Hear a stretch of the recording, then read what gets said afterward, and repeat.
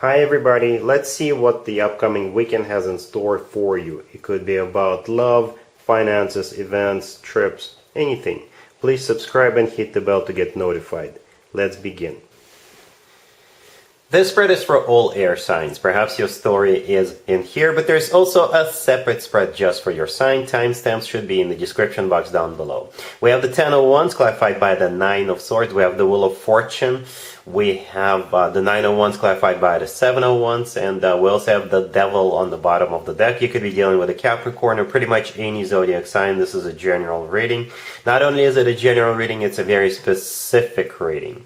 And this could be happening to you or someone you know, but since this is a reading for you, this is from your perspective, right? So this reading is about somebody who is successfully resisting a temptation to either go back to something they used to do or to go back to someone they used to be with. And that person or a situation or a habit or an addiction is going to tempt you. And it feels like this is like the last test that you need to pass. And like I said, I think you're going to be successfully passing it. Right, so the Devil on the bottom of the deck all the way to your right, it could be a Capricorn you're dealing with, right? The Devil is the personal Capricorn card, but for most of you, the Devil represents that temptation. For example, if you quit smoking at some point in the past, you'll be very tempted by someone or something or situation to light one up, right? If you stopped drinking, if you stopped gambling, if you stopped dealing with a very toxic person, and that person could be your ex or a friend of yours, anybody. That person or that situation could be coming back from the past.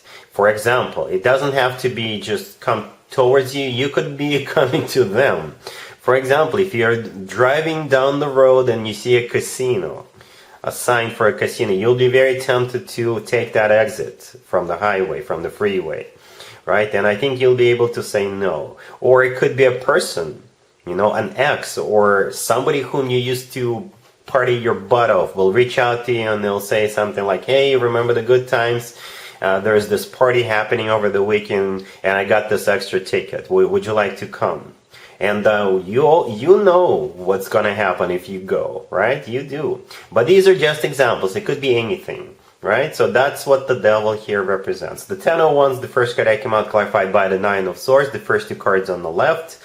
I think you dropped it at some point in the past. You realized that it was causing you a lot of issues, a lot of problems with that Nine of Swords clarifying the Ten of Wands. The Nine of Swords, this is you struggling with letting it or this person go.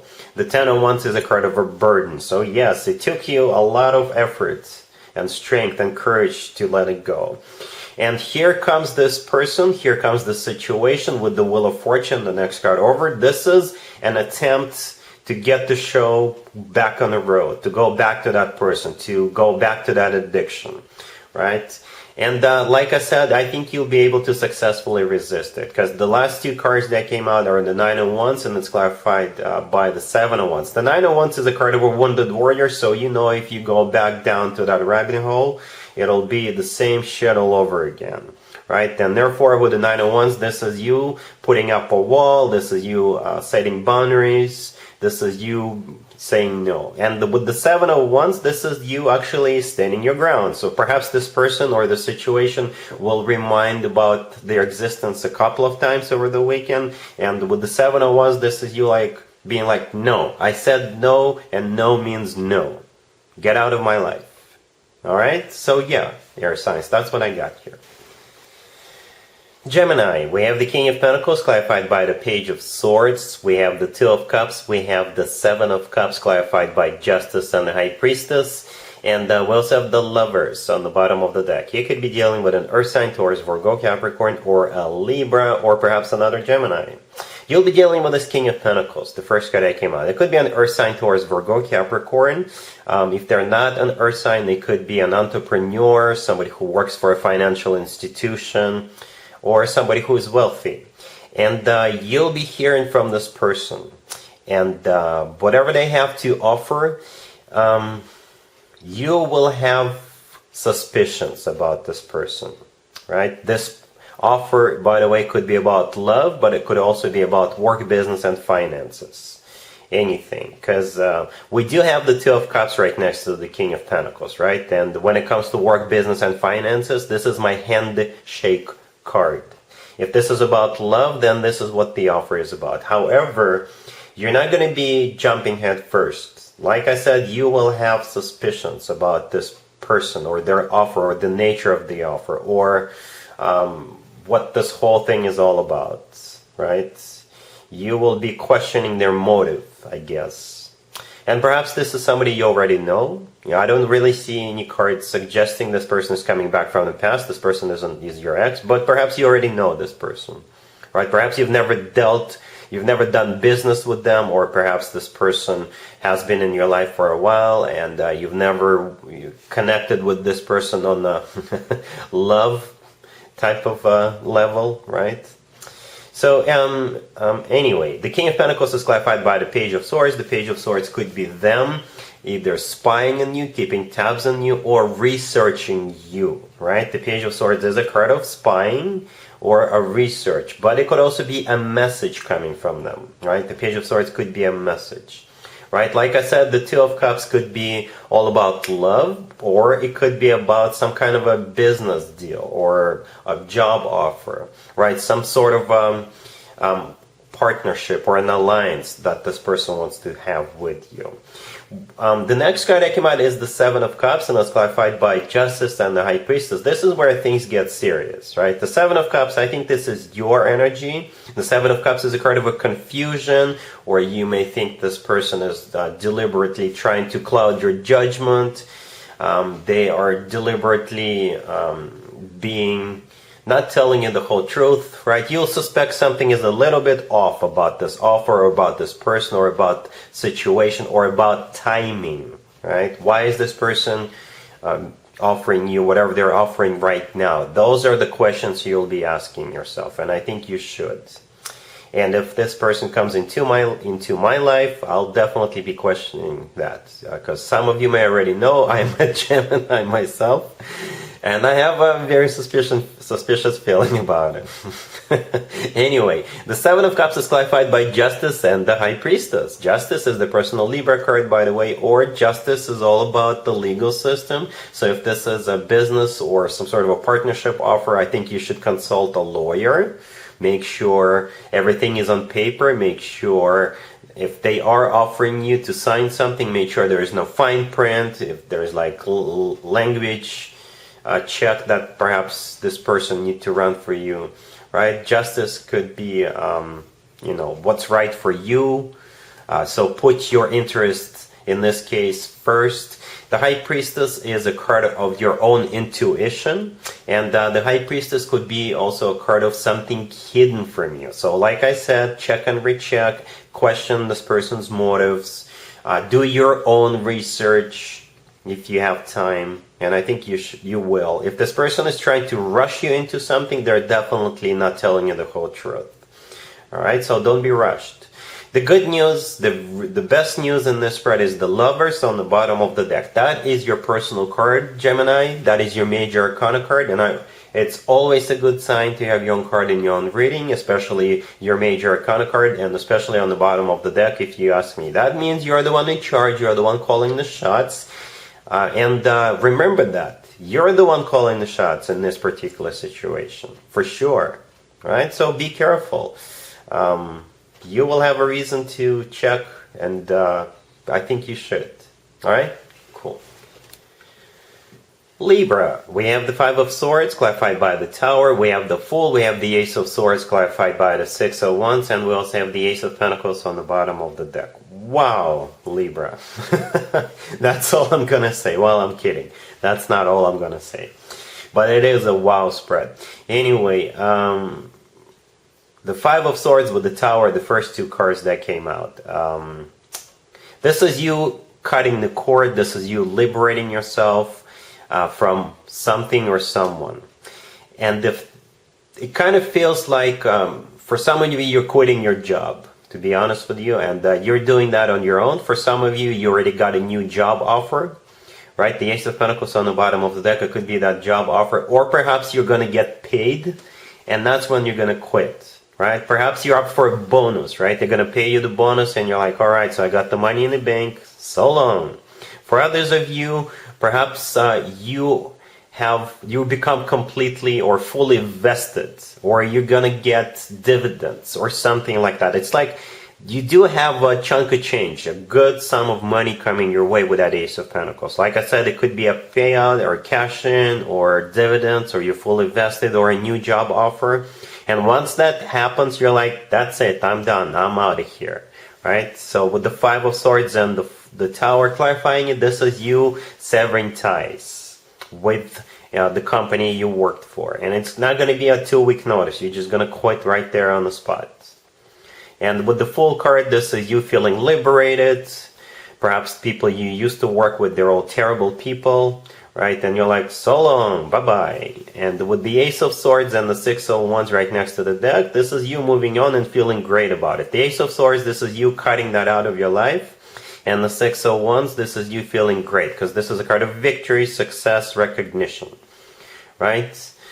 For others of you, you could be getting out of one relationship and getting into another relationship, right? Or perhaps if a new person comes your way and you're single, but your family or your friends disapprove of this connection between you and this new individual, you're not going to care. You're just going to tell them, you know what, I don't care what you have to say. We're happy, we're in love with each other, and we're just going to do it. Alright, so with the Five of Swords and the Tower, this is you either getting out of one relationship, or this is you not caring about what other people think anymore. Because with the Fool card, this is you liberating yourself from that and starting this new relationship, right? The Ace of Swords with the Six of Wands, this is that combo is a brand spanking new beginning.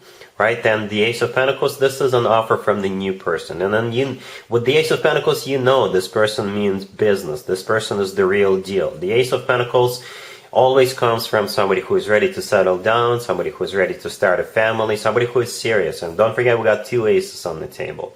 So yeah, this is like a very life-defining moment this weekend is going to be for you, Libra, right? No matter what the situation. And it's like you are completely done with what you had in the past, and you're completely ready to embrace the new, you know? It's going to be that sudden. So the past is going to become a thing of the past right away with the Five of Swords and the Tower. It's like you're not compromising. Compromisers are not, the word compromise is not going to be in your vocabulary over this weekend. Very powerful. Like I said in the beginning of this reading, just wow. Alright? Cool.